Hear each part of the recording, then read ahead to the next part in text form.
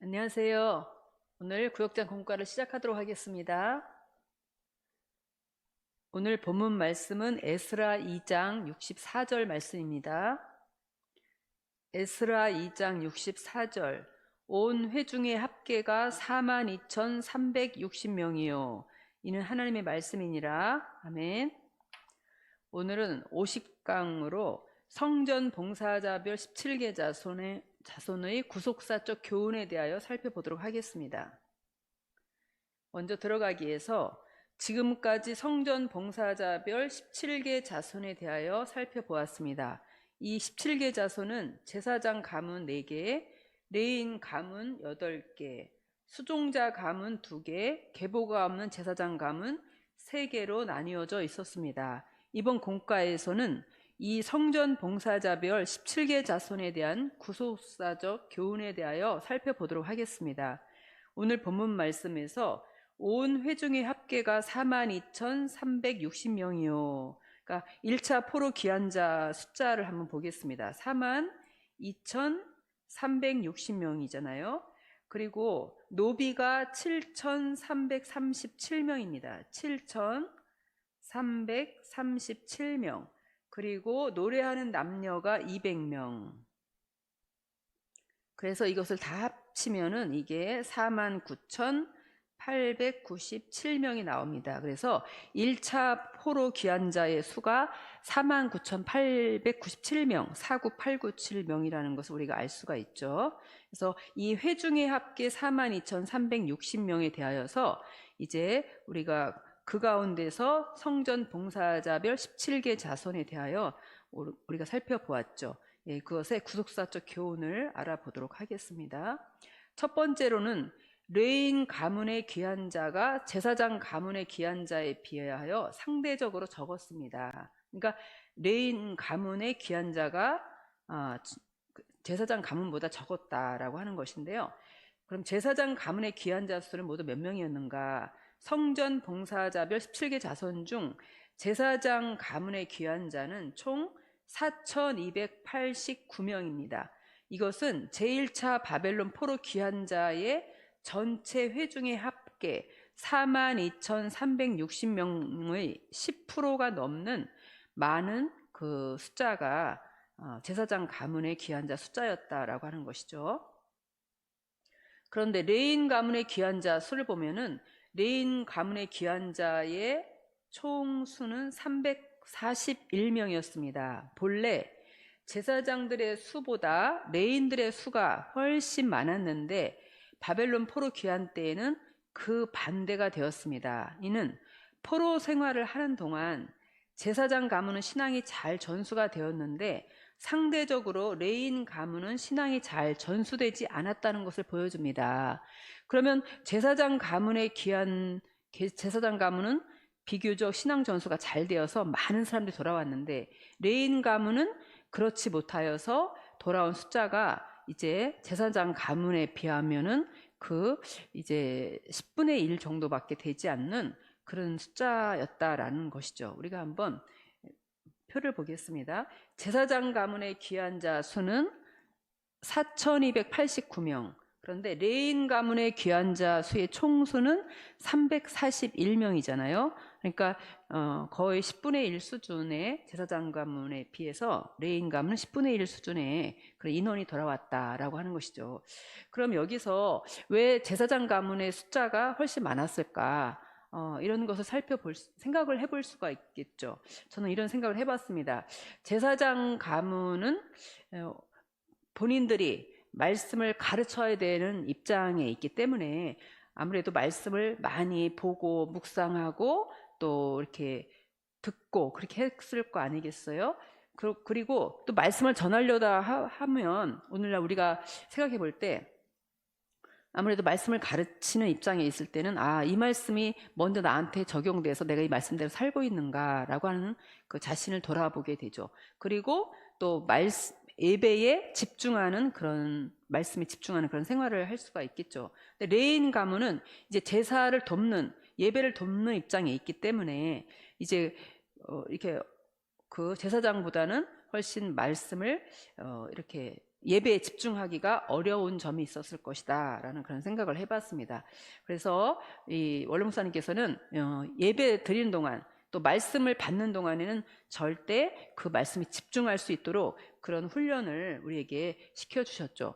그래서 우리가 말씀을 가르치는 입장이다라고 한다면 우리 구역장님들의 그 사명이 얼마나 귀하고 또한 이렇게 참 나한테 복이 된다라고 하는 사실을 우리가 알 수가 있겠습니다. 그러면 두 번째로 레인 가문 가운데 문지기 가문의 신앙 전수가 비교적 잘 되었다라고 하였죠. 레인 중에서도 문지기 가문에서는 신앙 전수가 비교적 잘 이루어져서 6개 자손이 귀환하였습니다. 그러나 일반 레인과 또 찬양대 가문은 신앙 전수가 제대로 이루어지지 않아 겨우 1개 자손씩만 귀환하였습니다. 오늘날 각 성도의 가정에서도 신앙 전수가 잘 이루어져야 하겠습니다 라고 말씀하였습니다. 보겠습니다. 이 레인 가문에서 이 호다위아 자손은 이제 일반 그 레인 가문인데, 이 레인 가문에서 일반 그 가문에서 호다위아 자손 1개 자손만 돌아왔고, 찬양대 가문에서는 아삽 자손 1개 가문만 돌아왔습니다. 그런데 문지기 자손은 이제 레인 가문에서 문지기 가문은 6개 자손이 돌아왔다라고 하는 사실을 우리에게 가르쳐 주고 있습니다. 그래서 합계가 341명이었다라고 하는 것이죠. 그러면 세 번째로 레인 가문의 귀환자가 수종자 가문의 귀환자에 비해 상대적으로 적었습니다. 그러니까 레인 가문보다 수종자 가문이 훨씬 더 많았다는 것이죠. 귀환자 수를 비교해 보겠습니다. 레인 가문의 귀환자의 총수는 341명이었으며 수종자 가문의 귀환자 수는 총 392명이었습니다. 에스라 2장 58절에서 보니까 모든 느디님 사람과 솔로몬 신복의 자손이 392명이었더라. 그렇죠? 그래서 이 수종자 가문이 레인 가문에 비해서 51명이 더 많았다라고 하는 것을 알 수가 있죠. 예루살렘에 귀환하여 성전을 재건하고 제사를 회복하기 위해서는 당연히 레인 가문이 많이 귀환해야 함에도 불구하고 수종자 가문, 즉 이 사람들은 이방인 가문이죠. 그 느디님 자손이나 솔로몬 신복 자손이나 이방인이었다가 이스라엘에 편입된 사람들이잖아요. 이방인 가문이 더 많이 귀환하였다는 것은 시사하는 바가 크다라고 하였는데, 이것을 구속사적으로 2가지로 우리가 이 공과에서 살펴볼 것입니다. 그러면 이 수종자 가문이 느디님 사람과 솔로몬 신복, 그래서 합계가 392명이었다라고 하는 것을 알 수 있죠. 레인 가문의 341명보다 51명이 수종자 가문이 더 많이 귀환을 했다라고 하는 것입니다. 구속사적으로 적용을 해보면 레인들이 먼저 된 자라고 적용시키면 수종자들은 이방인들로서 나중된 자라고 적용시킬 수 있습니다. 그리하면 먼저 된 자가 나중되고 나중된 자가 먼저 된다는 것이죠. 마태복음 20장 16절에 이것은 훗날 복음이 유대인들에게 먼저 전해졌는데 그들이 거절함으로 복음이 이방인에게 넘어가서 수많은 이방 사람이 복음을 받아들이게 될 것을 보여주는 듯 합니다 라고 하였죠. 사도행전 13장 46절에서 보니까 바울과 바나바가 담대히 말하 가로되 하나님의 말씀을 마땅히 먼저 너희에게 전할 것이로되 너희가 버리고 영생 얻음에 합당치 않은 자로 자처하기로 우리가 이방인에게로 향하노라. 그러니까 유대인들이 예수 그리스도를 영접하지 않고 내침으로 말미암아 그 복음을 영접하지 않음으로 말미암아 이방인이 그 복음을 영접하게 되었다라고 하는 것이죠. 그래서 이제 처음 된 유대인들은 오히려 떨어지고 오히려 나중된 이방인이 그 선택된 자들 가운데로 들어왔다라고 하는 것입니다. 이 수종자 가문의 신앙 전수를 보면 수종자 가문, 즉 느디님 사람 자손과 솔로몬 신복 자손은 본래 성전에서 허드렛 일을 담당하였는데 그 일을 경시하지 않고 성전에서 일하는 복이 얼마나 큰 것인지 자손들에게 철저히 가르치며 신앙을 전수하였다라고 했습니다. 그래서 그들은 바벨론 포로 생활에서 이제 있었고, 그 다음에 예루살렘에 돌아오면 이런 허드렛 일을 해야 되는데도 불구하고 그들은 바벨론의 그 자유와 또한 그러한 안정된 모든 생활을 버리고 돌아왔다는 것이죠. 예루살렘으로. 그래서 시편 84편 10절에서 보니까 주의 궁정에서 한 날이 다른 곳에서 첫날보다 나은즉 악인의 장막에 거함보다 내 하나님 문지기로 있는 것이 좋사오니.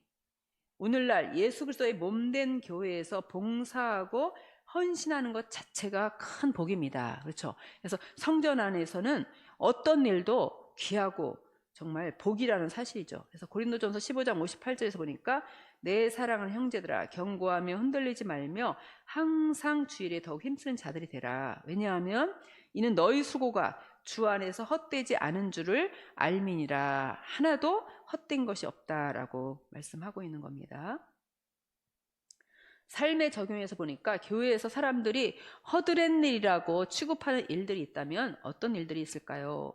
그 일들에 대한 각자의 자세는 어떠했는지 서로 이야기를 나눠봅시다. 그래서 성전에서 행하는 모든 일들은 가장 귀하고 그리고 다 그건 복이 된다는 사실을 우리가 알고 있죠. 그럼 저는 오늘 삶에 적용해서 이러한 측면에서 말씀을 상고하고자 합니다. 마태복음 25장 34절에 보니까 그때 임금이 그 오른편에 있는 자들에게 이르시되 내 아버지께 복받을 자들이여 창세로부터 너희를 위하여 예비된 나라를 상속하라 라고 하고 말씀하고 있습니다. 또 35절에 보니까 내가 줄일 때에 너희가 먹을 것을 주었고 목마를 때에 너희가 마시게 하였고 나그네 되었을 때 영접하였다라고 말씀하였습니다.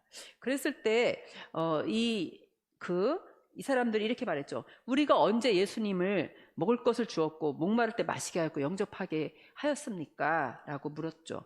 그랬을 때 그 임금이 이렇게 말했습니다. 내가 진실로 너희에게 이르노니 너희가 여기 내 형제 중에 지극히 작은 자 하나에게 한 것이 곧 내게 한 것이다 라고 말씀하고 있습니다. 그래서 우리가 마지막 종말에 하나님께서 양과 염소를 가를 때에 어떤 말씀을 해주셨느냐라고 할 때 오른편에 있는 사람들에게 이렇게 말씀을 하신 거예요.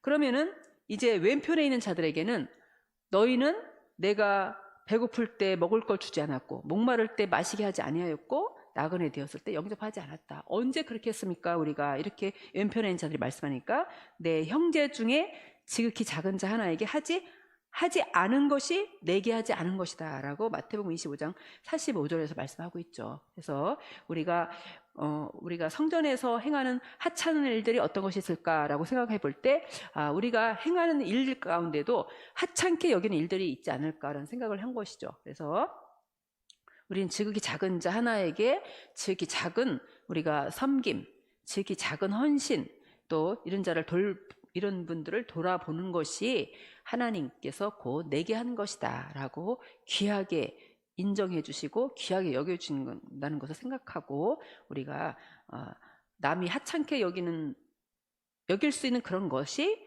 하나님께서는 크게 보시고 귀하게 보신다는 걸 생각하고 또 성전에서 봉사하는 일이나 또 우리가 우리 형제를 섬기는 일에 여러분이 정말 주님을 대하는 심정으로 섬기는 저와 여러분 또 우리 구역장님들 다 되시기를 간절히 바랍니다. 기도하겠습니다. 사랑의 아버지 진심으로 감사합니다.